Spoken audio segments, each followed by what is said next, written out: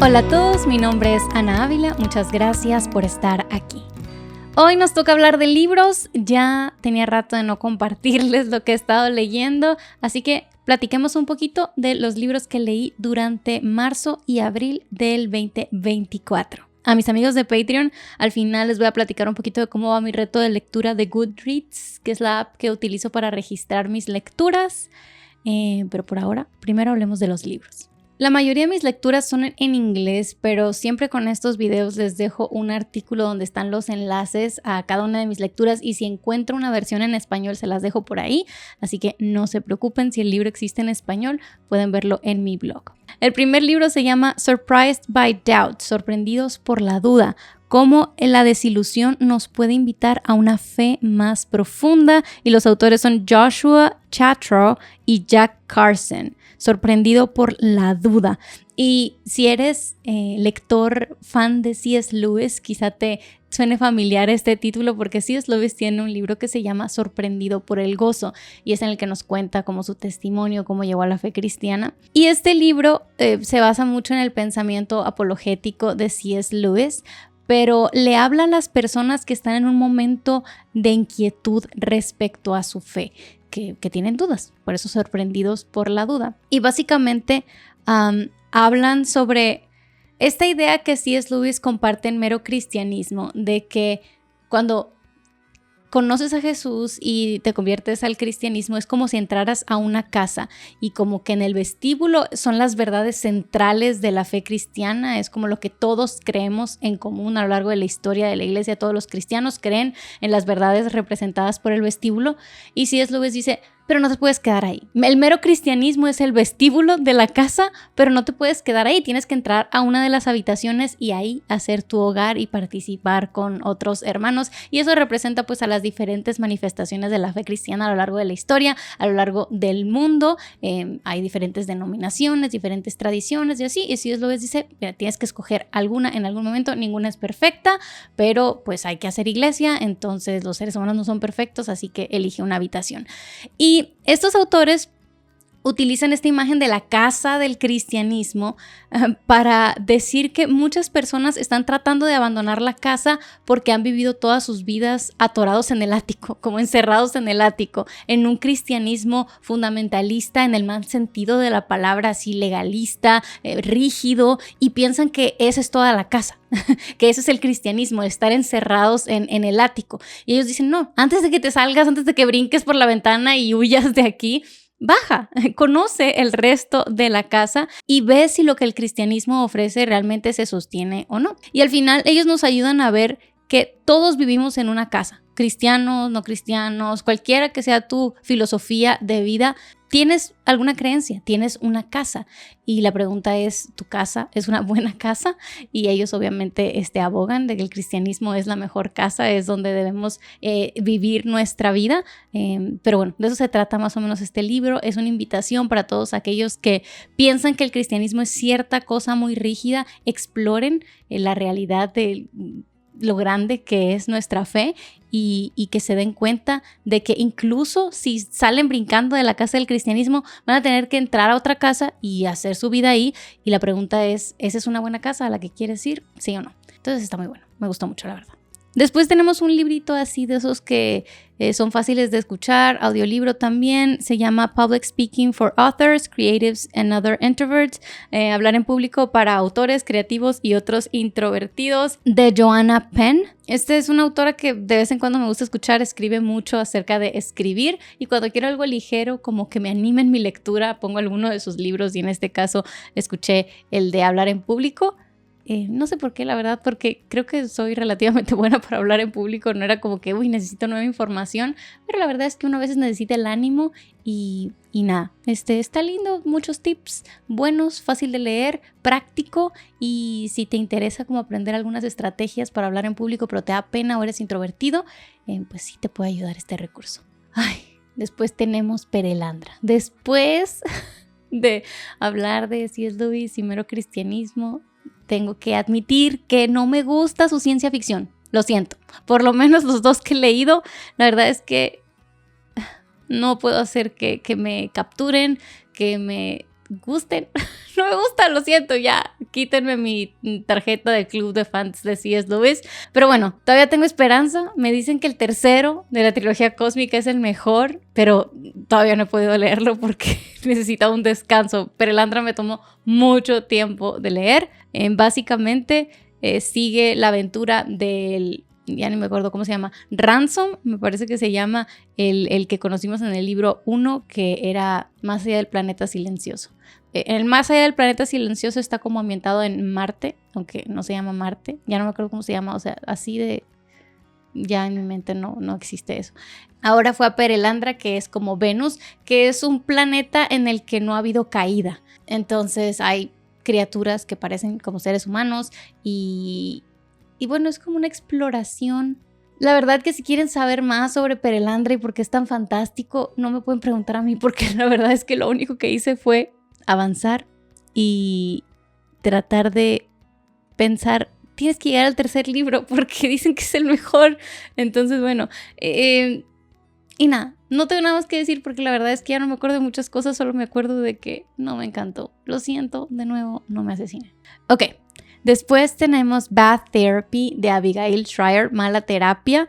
De este libro tenemos un video completo de casi 1 hora hablando con David McCormick. Se llama Es mala la terapia, es de nuestra sección de conversaciones espinosas. Si quieren saber más de lo que habla este libro y de nuestras impresiones, les invito a ver ese video completo. La verdad es que este libro me gustó mucho.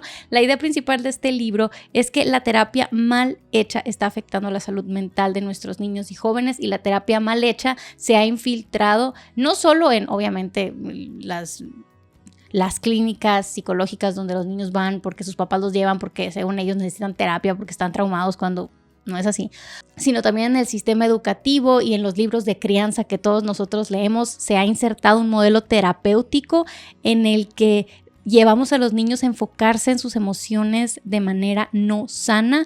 Y esta mala terapia no solo está obviamente en las clínicas psicológicas a las que los padres llevan a sus hijos cuando no lo necesitan, sino también en el sistema educativo, en libros de crianza, y así es una terapia mal hecha que lleva a los niños a concentrarse demasiado en sus emociones negativas y a escarbar cosas de su mente que no necesitan ser escarbadas, lo que lleva a que los niños desarrollen ansiedad, depresión, que siempre estén conscientes de cada preocupación de sus vidas y que la interpreten como lo peor del mundo en lugar de desarrollar resiliencia, aprender a tomar decisiones por sí mismos y así. Es muy interesante, la verdad es que es un tema del que no se habla porque cualquiera que haya estudiado un poquito de medicina o que haya sido paciente sabe que el médico sí quiere cuidar, curar al paciente, pero si no se tiene cuidado, el tratamiento puede hacer más daño que bien algunas veces. Y en la terapia es lo mismo. Hay prácticas de terapia psicológica que pueden ayudar a las personas, pero también hay prácticas de terapia psicológica que pueden dañar, especialmente a los niños y jóvenes, adolescentes que están en pleno desarrollo, cuya identidad no se ha formado completamente todavía. Entonces es muy importante estar conscientes de los riesgos de la mala terapia y nosotros como padres estar equipados para proteger a nuestros hijos.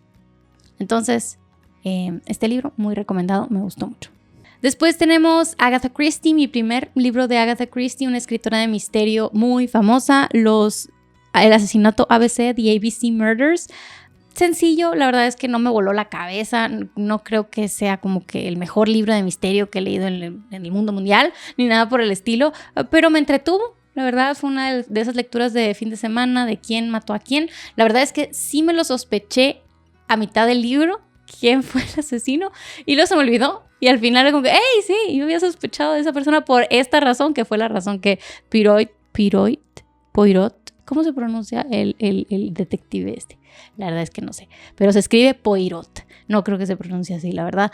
Pero bueno, cuando él explicó así cómo había resuelto el caso, yo dije, ¡hey! Yo había pensado al menos una de esas cosas, no estoy tan mal, puedo empezar mi práctica de aprendiz de detective quizá. Pero la verdad es que las novelas de misterio me gustan así como para un fin de semana para descansar. No me gustan verlas en películas, me pone demasiado tensa la acción, el suspenso, pero leerlo, la verdad es que me lo disfruto, porque es como tratar de resolver un rompecabezas.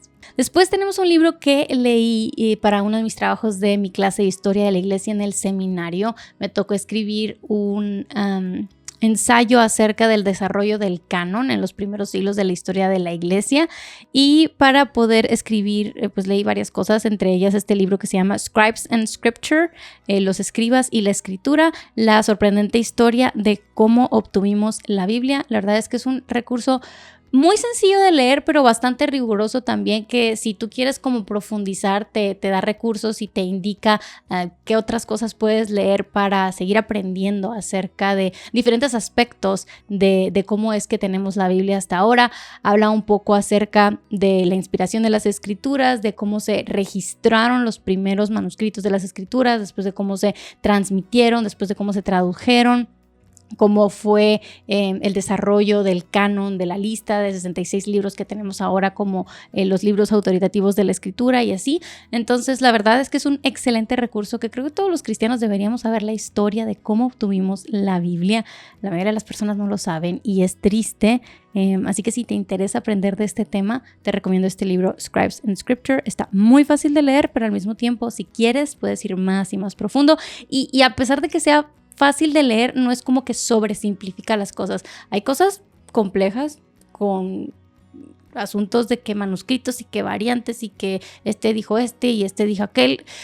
Entonces no es como que pinta la historia de color de rosa, como que, ay, sí, bajó del cielo la Biblia y ya nos llegó así. No, por supuesto que no. Dice las cosas como son, con toda su complejidad, y eso me gusta, lo aprecio, pero al mismo tiempo no es difícil de leer. Entonces es un buen recurso.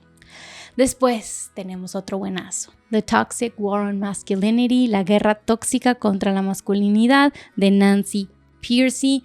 Muy buen libro, me gustó mucho. Es un libro que nos habla acerca de cómo es que llegamos al punto en la historia en que los hombres son los villanos. Este libro rompe el mito de que los hombres cristianos son unos tóxicos. Este es un libro, debo admitirlo, bastante gringo, o sea, estadounidense, que se centra en una problemática bastante estadounidense, aunque la idea de que los hombres son tóxicos es universal. Ahorita en todo el mundo los hombres son los villanos, pero en Estados Unidos en particular los hombres cristianos son los villanos, los hombres cristianos conservadores, los hombres que se consideran cabeza del hogar, que quieren ser proveedores para su familia, que consideran que son la autoridad de su hogar, son los tóxicos, ¿verdad?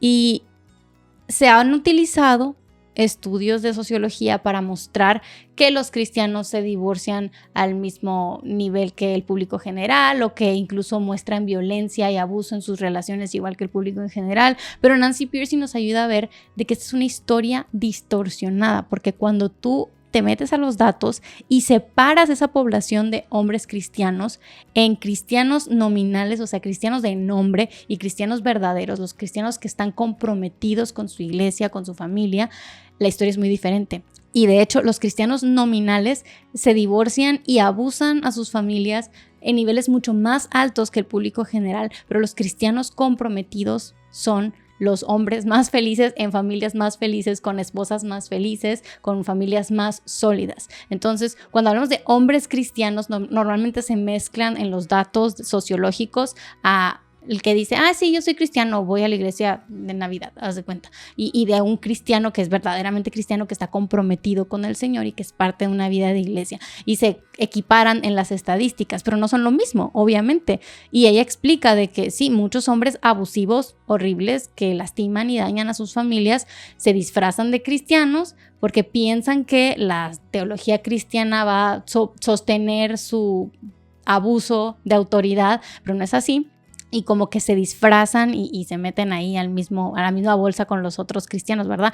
Entonces, así empieza el libro, como tratando de corregir este malentendido, y luego ella empieza a explicar cómo es que el evangelio transforma la visión de la masculinidad y la feminidad y nos lleva a vivir en armonía, no en pleito, sino amándonos unos a los otros, como pues Jesús nos dijo que debemos vivir. Habla también mucho acerca de cómo los hombres poco a poco fueron siendo relegados de la vida del hogar, especialmente después de la revolución industrial. Ese es un tema que a mí me interesa muchísimo, de cómo ha cambiado la vida de trabajo en la sociedad, y eso ha transformado nuestros hogares también. Piensan que la familia tradicional es que el papá salga a trabajar y que la mamá se quede en casa con los hijos a cocinar y a limpiar. Y eso, la verdad es que no es nada tradicional. O sea, eso sucedió en un periodo de la historia postindustrial muy específico.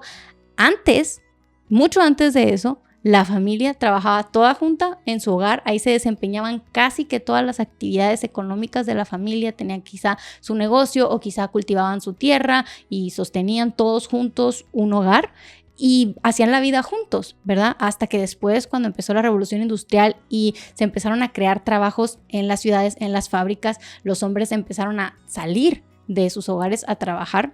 Y bueno, y empezó a cambiar mucho la dinámica de la vida del hogar. La mujer se empezó a quedar con todas las responsabilidades de la vida del hogar y de los hijos, y de la crianza y del cuidado de los hijos. Los hombres empezaron a ver a sus hijos solamente unas horas al día y bueno, eso desencadenó un montón de otras cosas en el desarrollo espiritual de las familias y así. Entonces, ella nos va como llevando a lo largo de la historia para ver cómo es que la vida del hogar y laboral se ha modificado y cómo los hombres han ido saliendo de la vida del hogar y cómo esto no debe ser así, porque el Señor llama a las familias a amarse, a vivir juntas, a los hombres obviamente a ser cabezas del hogar y tienen la responsabilidad de cuidar, velar por la salud no solo material, física de su familia, sino también espiritual y proveer no solo de nuevo recursos económicos, sino de la dirección y guía que bueno, el Señor les manda. Es un muy buen libro, la verdad es que lo recomiendo mucho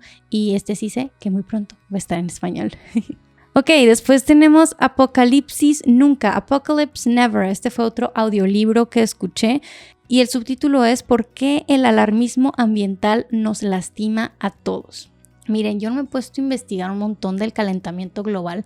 La verdad es que aquí en nuestra región como que no es un gran tema. Sí, de repente escuchamos de que calentamiento global, no sé qué, o cuando hace mucho calor decimos algo así como que calentamiento global. Pero cuando me ha tocado viajar especialmente en el Reino Unido, me tocó una vez estar ahí con cristianos del Reino Unido, me di cuenta de que allá están asustadísimos. Se va a acabar el mundo mañana.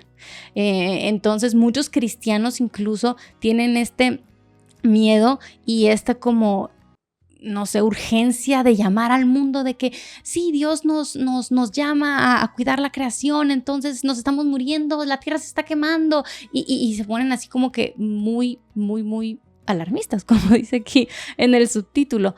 Y no me malentiendan, por supuesto, la Biblia es muy clara en el sentido de que Dios nos puso aquí en la tierra como sus representantes para ser administradores de su creación y debemos de representar al Señor en el cuidado de la creación. No debemos estar desperdiciando recursos ni dañando al medio ambiente ni nada de eso. Hay que tener mucho cuidado. Entonces yo estoy súper a favor de hacer lo que podamos hacer para cuidar nuestro ambiente y no estar contaminando ni estar desperdiciando recursos, pero es un gran problema cuando nos volvemos alarmistas.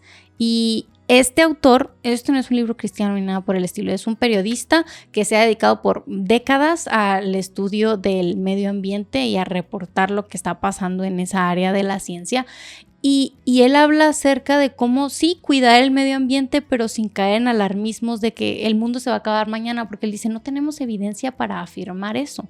Y también muchos otros mitos, así como de que lo natural es lo mejor, como que usar plásticos es siempre malo, y otras cosas que como que son mitos populares que uno escucha y dice, pues sí, tiene sentido el no usemos plásticos porque es malo. Y él dice, no, mira, muchas veces ciertos tipos de plástico pueden sustituir recursos naturales que ocasionarían que se extinguieran especies o qué sé yo. Entonces, me gustó mucho este libro porque nos ayuda a ver cómo podemos, sí, cuidar el medio ambiente sin caer en esta narrativa de que, ya sabes, Greta Thunberg y esas cosas así de los que se pegan en la pared en los museos y le tiran sopa a los Van Goghs porque dicen, nos vamos a morir mañana porque les importa esta pintura de Van Gogh y cosas así. Es como, no es tan así la cosa. El mundo va en una trayectoria bastante aceptable, hemos disminuido en las emisiones de gases, no podemos llegar a decir cero combustibles fósiles para mañana porque aquí nosotros en los países no tan desarrollados pues nos vamos a morir. Y él también explica cómo muchas de las políticas que los países ricos quieren imponer incluso sobre los países pobres, lo único que hace es que los países pobres se queden pobres, porque la manera en que los países ricos se enriquecieron es a través del uso de combustibles fósiles y bueno, otros métodos que ahora ellos quieren decir, no, esos destruyen al medio ambiente. Y él escribe como que, pues sí, padre que tú ya te enriqueciste con los recursos naturales y ahora quieres hacer que el resto del mundo no aproveche los recursos naturales para poder desarrollar sus países. Eso no es justo, no está bien. Vas a dejar a la gente en la miseria. Y bueno, está muy interesante el tema. No soy ninguna experta, no tengo planes de meterme a profundizar en ese tema todavía, pero creo que es bueno como calmarnos, ver la evidencia y saber que sí podemos hacer algo para ayudar al medio ambiente sin volvernos locos ni pensar que el mundo se va a acabar mañana. Después tenemos Sobre la muerte de Timothy Keller, que es un librito súper pequeño de una serie de 3 libros que es sobre el nacimiento, sobre el matrimonio, sobre la muerte. Son libritos cortitos que escribió Tim Keller y lo leí junto con mis Patreons en nuestro grupo de lectura. Si tú quieres desarrollar el hábito de la lectura y no quieres hacerlo solo, no deberías, no necesitas hacerlo solo. Puedes unirte a nosotros en patreon.com/Ana Ávila. Cada mes estamos leyendo algo nuevo y durante, creo que fue abril, estuvimos leyendo Sobre la muerte de Timothy Keller. Este libro creo que está basado en un sermón que Timothy Keller dio en el funeral de algún conocido de él y básicamente nos anima a entristecernos con esperanza. Y eso es lo que tú y yo podemos hacer cuando pensamos sobre la muerte. Él nos habla en contra de pretender que la muerte no duele o que, ay, sí, es natural, el ciclo sin fin y ni modo, así es la vida y como pretender que no duele. Y él dice, no, nosotros no fuimos creados para morir. El Señor nos creó para vivir eternamente en su presencia, disfrutando de Él. Y la muerte es algo terrible, asqueroso. No está mal que nos ofenda la muerte. Incluso Jesús, cuando estaba delante de la tumba de Lázaro, Él también lloró y expresó su dolor intensamente delante de la tumba de Lázaro, a pesar de que sabía que en unos momentos la iba a resucitar, porque no es normal. Morir no es normal. Y Él dice, pero no nos podemos quedar ahí. Hay que hacerlo con esperanza porque Cristo Jesús hizo todo en la cruz del Calvario para nosotros tener nueva vida y disfrutar de Él para siempre, ahora sí, sin la maldición de la muerte. Entonces sí, podemos entristecernos con justicia, pero también con esperanza, sabiendo que algún día la muerte no será más. Si estás pensando en esos asuntos duros, si tienes algún familiar que recientemente ha fallecido o tú mismo estás lidiando con el morir próximamente, de hecho él tiene en la parte del final de este libro como oraciones y versos para meditar. Si tú mismo estás pasando, por ejemplo, por un diagnóstico terminal de una enfermedad, es bueno pensar en esto, no así como que evitarlo, sino es bueno meditar en la esperanza que Dios nos ofrece a través de su palabra, incluso en estos momentos tan difíciles. Después tenemos otro de Tim Keller, que ya he leído varias veces, pero otra vez, porque estaba en otro grupo de lectura en mi iglesia local. Si quieres leer con otras personas y estás en la ciudad de Guatemala, puedes ir a Iglesia El Redil y unirte a nuestros grupos de lectura. Ahí también estoy en varios grupos de lectura, pero está bien, me encanta. Y en abril también leímos El Dios Pródigo de Timothy Keller, que si no lo has leído, ¿qué estás esperando? Si solo vas a leer un libro de los muchos que estoy aquí hablando, lee este, por favor. Es el libro clásico de Tim Keller y nos explica el corazón de la fe cristiana. Este es un libro que está basado en, obviamente, la parábola del hijo pródigo, pero se llama El Dios Pródigo y nos habla de la generosidad, la abundancia, el derroche con el que Dios nos ha amado a través de Jesucristo, porque eso significa la palabra pródigo, es como despilfarrar generosamente, pero en amor Dios lo hace por nosotros. Y en este libro Timothy Keller nos explica cómo los seres humanos buscamos satisfacción, plenitud, el amor que tanto anhelamos en los lugares incorrectos. A veces lo hacemos como el hermano menor, despilfarrando en placeres, pecando así de manera que todo el mundo sabe que estamos pecando. Pero a veces, y no nos damos cuenta, y a veces ignoramos esta parte de la parábola, lo hacemos como el hermano mayor, cumpliendo las reglas, diciendo, no, yo todo lo hago bien, yo aquí estoy cumpliendo, obedeciendo, yendo a la iglesia, sirviendo. Dios, ¿dónde está mi recompensa? Tim Keller nos ayuda a ver cómo ninguno de los dos hijos de la parábola amaba realmente a su padre, solo amaba lo que el padre les ofrecía. Y a veces nosotros así somos con Dios, no buscamos a Dios porque amamos a Dios, sino solo queremos lo que Él nos ofrece. Y Él nos habla de cómo eso es pecado y está mal y tenemos que volvernos al amor de nuestro Padre y disfrutar de Él, porque solo en ese amor hay satisfacción para siempre. Y bueno, eso es solo un poquitito de este libro. De verdad, te lo recomiendo si no lo has leído. ¿Qué esperas? Y el último libro de estos 2 meses es Just Show Up. Este también lo leí en audiolibro y se traduce como así como solo aparece, solo preséntate, solo hazlo o solo está ahí presente. Y es un libro que leí porque necesitaba palabras de ánimo en medio de mi clase de griego. Ay, pregúntenle a todos mis compañeros de la clase de griego, amigos. Estamos pasándola duro, ya estoy en las últimas 2 semanas. Oren por mí. Creo que cuando escuchen esto, yo creo que no, todavía me van a faltar una semana más. Entonces sí, oren por mí, por favor, porque está difícil el griego, pero la verdad es que vale la pena. En fin, el punto es que estaba colapsando, desanimada, porque sentía que no iba a librar esta clase y necesitaba palabras de ánimo. Y este libro se trata de, ¿sabes qué? Hay que ser fiel. No te va a salir todo bien, no te vas a sentir siempre bien. A veces vas a parecer un fracaso, va a parecer lo más ridículo del mundo sentarte y tratar de leer una cosa que no entiendes, pero solo siéntate, solo hazlo, solo sé fiel, solo preséntate, no te mortifiques por qué va a pasar en 2 años, qué van a decir, si no. Tú simplemente sé fiel. Y ese es el tema de este libro, ¿no? Como en nuestras relaciones, en nuestra familia, en nuestra relación con Dios, nuestra lectura de la Biblia, nuestros estudios, nuestro trabajo. Simplemente seamos fieles, un pasito a la vez. No estemos mortificados por grandes cosas, cambiar el mundo, ser un genio, no. Simplemente sé fiel. Y la verdad es que muchas veces necesitamos un libro como este que nos dé palabras de ánimo. Y esto es simplemente eso. Un libro que te anima a perseverar. Y me ayudó mucho, porque estoy perseverando en el griego, todavía no me he rendido. En fin, estas son mis lecturas, amigos, de estos últimos meses. A los de Patreon, de nuevo les voy a contar un poquito acerca de cómo va mi reto de lectura. Muchas gracias por estar aquí. Nos vemos a la próxima.